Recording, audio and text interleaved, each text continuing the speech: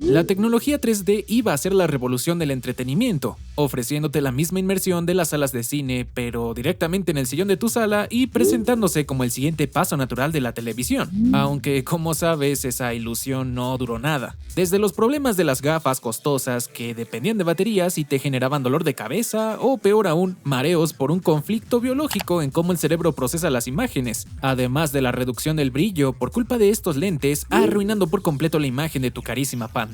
Y lo peor es que no había casi contenido para sacarle provecho. La industria sabía muy bien de todos estos defectos técnicos y aún así trató de impulsarlo a huevo como una característica premium. Por eso, hoy veremos cómo otra innovación diseñada para exprimirte los bolsillos, hace unos años era de lo más top, aunque realmente fuera horrible. Pero hoy pocos la recuerdan y se quedó más bien como una función completamente extinta.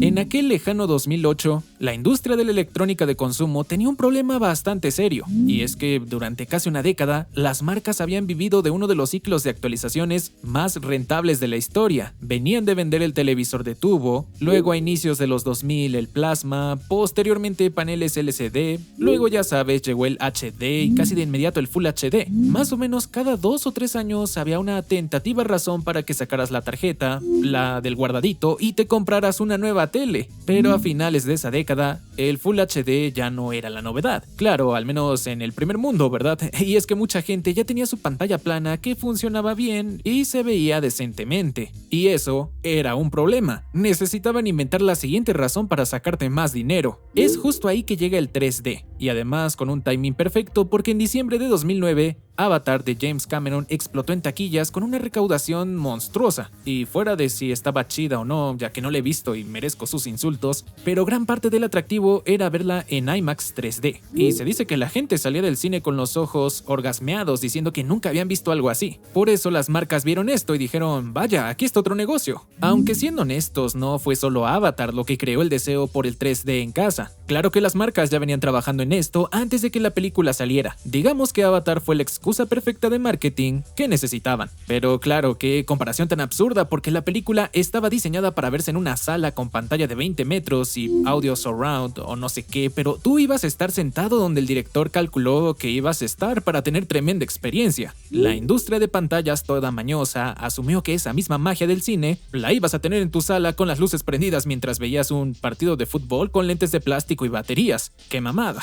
Y acá un spoiler, eso no funcionó. Pero hablemos un poquito de tecnología. Mira, detrás del 3D doméstico estaba lo que se llama obturador activo. Básicamente, los lentes más pro tenían pantallas LCD internas que se oscurecían y abrían de forma alternada, ojo por ojo, y sincronizados con la tele a 120 imágenes por segundo, para dividirse en 60 por ojo. Y así al final tú sentías que estabas viendo una pantalla de 60 Hz, cuando en realidad la pantalla mostraba dos imágenes ligeramente diferentes en una sucesión rápida, y los lentes bloqueaban cada ojo en el momento exacto para que tu cerebro interpretara eso como profundidad. En teoría, algo muy elegante, pero en la práctica era caro y dependía de baterías que se agotaban rápido, sin mencionar el factor más importante, que es el dinero. De por sí, una tele 3D ya costaba bastante más que una normal. Ahora súmale lo que costaban los lentes que se vendían por separado, a veces a 100 o 150 dólares el par. Si eras una familia de 4 personas o más y querían ver una película juntos, pues no sé, a menos que fueran la familia del gobernador o algo así, ¿no? Porque era un gasto considerable solo en accesorios. Bueno, igual y todo esto también le daba ese estatus, ¿no? Junto al marketing que te hablaba de cine en casa y de experiencia inmersiva, como si fuera el siguiente paso inevitable de la humanidad.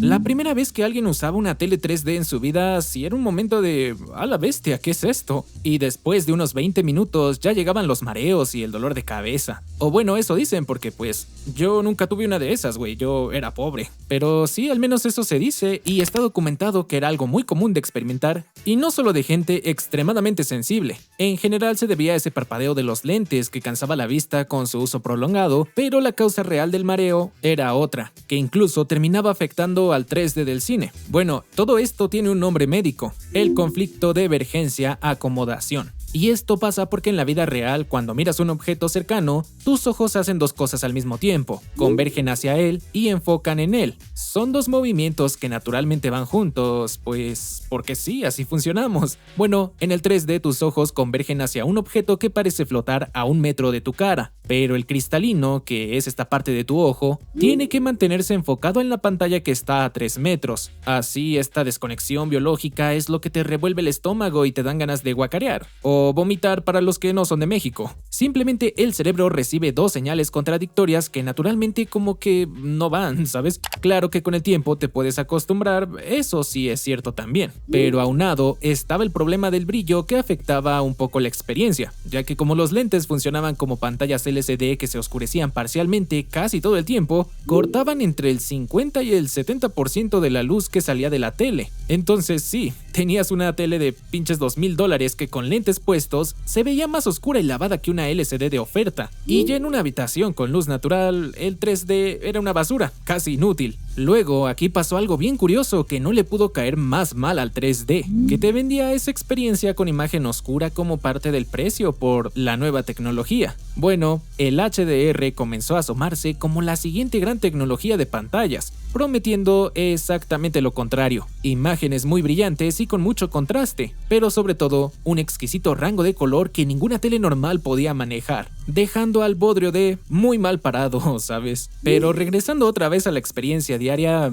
es que sí, eran un montón de defectos. Las personas que usaban lentes graduados tenían que ponerse los lentes 3D encima de los suyos, y entonces los que tenían un armazón grande quizá lo lograban con mucha incomodidad, pero había otros que simplemente no podían. En serio, como si no ver bien ya no fuera suficiente castigo. No, pues quieres contenido 3D, ahí te va doble castigo. Y claro, a todo esto ya te estarás preguntando, ¿había contenido o cómo estaba eso? Bueno, realmente era casi inexistente. Creo que en algunos países sí había canales de cable en 3D, pero con un contenido muy limitado, más que nada documentales de naturaleza y eventos deportivos, grabados con cámaras experimentales. ESPN lanzó un canal en 3D en 2010 para transmitir deportes en vivo con profundidad, pero cerró en 2013 por la poca audiencia. En cuanto a películas, el Blu-ray 3D nunca despegó en catálogo, pues ni en adopción por sí solo el normalito. Entonces, la gran mayoría de personas que compraron una tele 3D, pues sí se debieron sentir como que hicieron una compra pendeja y que las estafaron. Lo más seguro es que usaban el modo 2D como el 95% del tiempo. Fuera de los televisores, yo creo que el caso del Nintendo 3DS o 3DS es más interesante porque fue probablemente el más honesto de todos.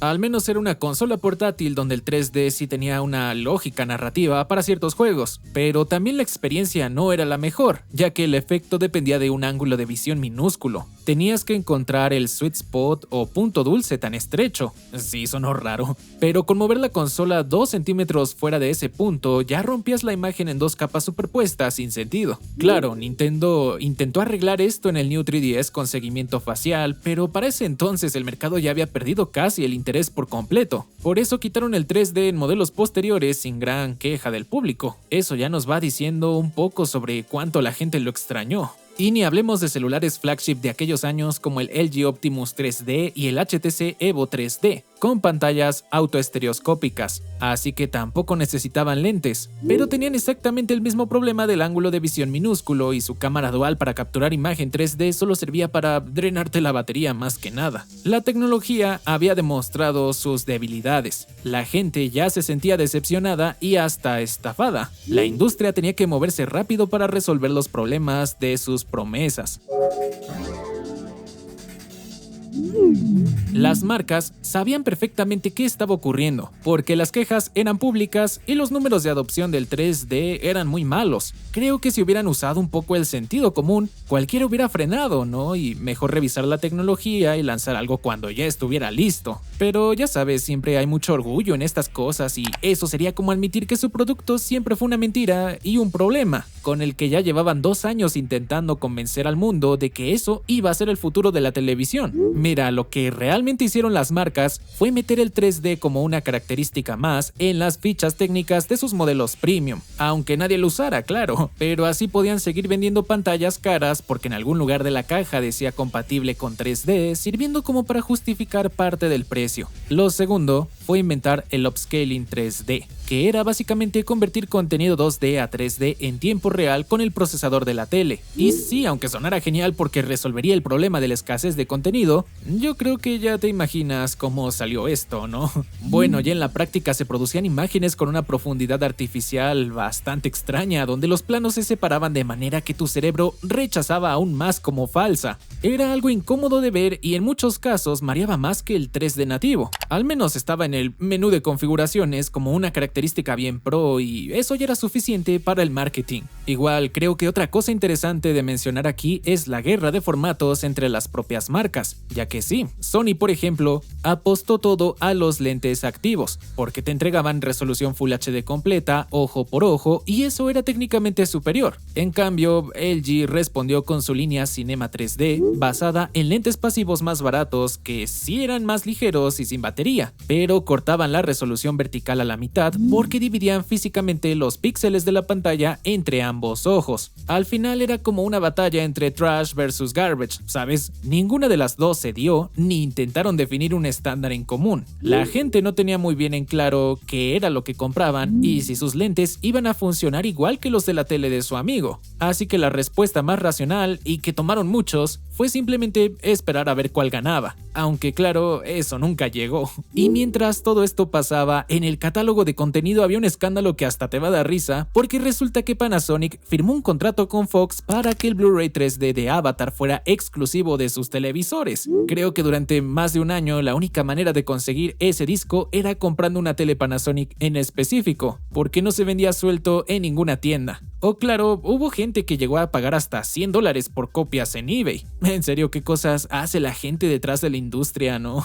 Luego, bueno, ya nos estamos acercando a 2013-2014, cuando las teles ya se estaban convirtiendo en Smart TVs con Netflix, YouTube, una interfaz navegable y un montón de aplicaciones nativas integradas. Ahí el 3D simplemente se fue quedando atrás, ya que no había razón para mantenerlo porque esto requería de paneles a 120 Hz, además de esos filtros polarizados para el 3D pasivo y claro, los emisores infrarrojos para sincronizar los lentes activos encarecían la fabricación. El 3D había llegado casi a su fin. Nadie lo quería, ni estaban dispuestos a pagar de más por una característica que pocos aprovechaban. Solo faltaba un golpe para terminar con él, y justo fue lo que pasó.